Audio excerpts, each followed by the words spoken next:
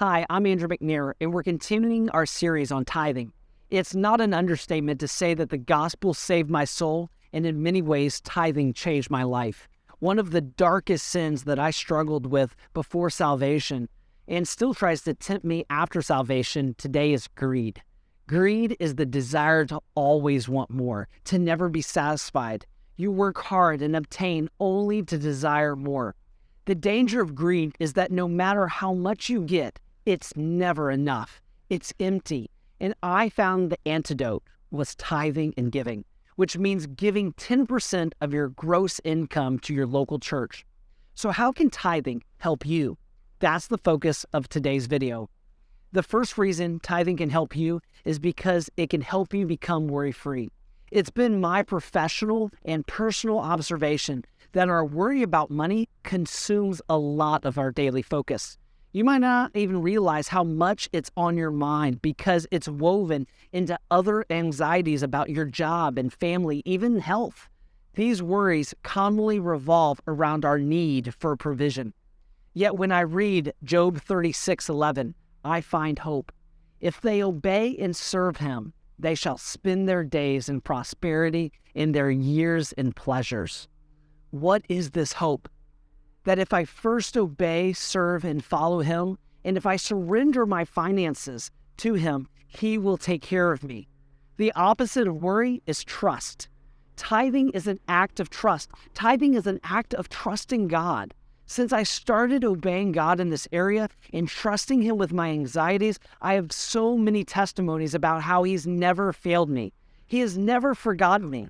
He has never heard my request for bread and given me a stone.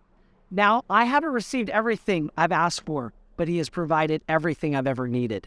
How easily we forget that God, who dropped manna for his people in the desert daily, still provides for our needs today. So the point is that tithing recenters and brings equilibrium to our finances, freeing you from worry by putting Christ at the center of your finances. Next, whoever controls your wallet controls your life. Are you in control of your wallet, or is Christ in control of your wallet? The second benefit to tithing is that it provides a closer walk with Christ. We're willing to let Christ into every room of our house, but the last stronghold we keep under lock and key is our bank account and our calendar.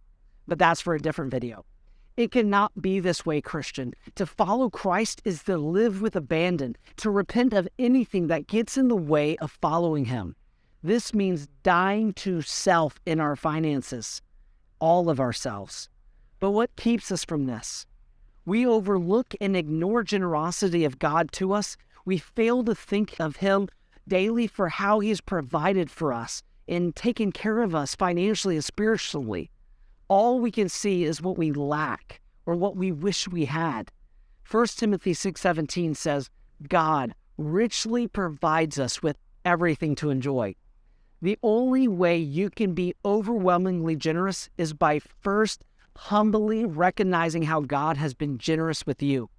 Tithing is an overflow of gratitude to God, giving to him out of love and worship.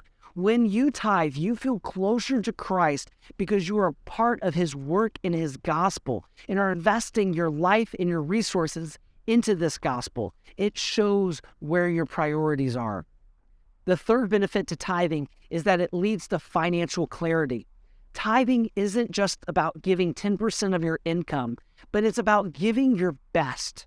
The Bible calls this your first fruits to the Lord, not bruised fruits to the Lord. What tithing does is focuses your finances and centers them in concentric circles. It puts your priorities in order. So let's take a closer look at what this looks like. The financial formula that I teach goes like this: 10, 20, 70. And this formula is a lot like gravity. Just because you don't believe in it doesn't make it so and doesn't mean that it's not powerful. 10% should be given to something that will outlive your life, the gospel. Tithing is always first.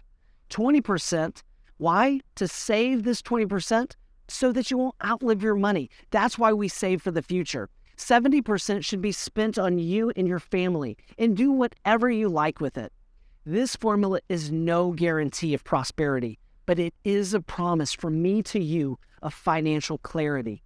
The bonus reason tithing can change your life is the same reason it changed mine. Greed was out to destroy me until I found out the cure for greed is giving. But this is a generosity that can only be understood after you accept generosity of Christ himself, the gift of salvation. After being forgiven, when you begin to give generously, really give, radically give, the greedy scales fall from your eyes, the trance and allure of more fades away, and you're left with a deep feeling of contentment. Trust me, it's possible. So these are the benefits of tithing. If you want to learn more about my personal journey from greed to generosity, be sure to pick up a copy of The Giving Crisis by clicking the link below to order your copy. Also, be sure to subscribe so that you can find out more tangible tools and techniques to give and tithe more tomorrow. Also, be sure to check out my podcast, Rich, Young, and Powerful, where we actually interview philanthropists to hear their story about giving. Until next time, remember to invest your life into something that will outlive it. Now that's living to give.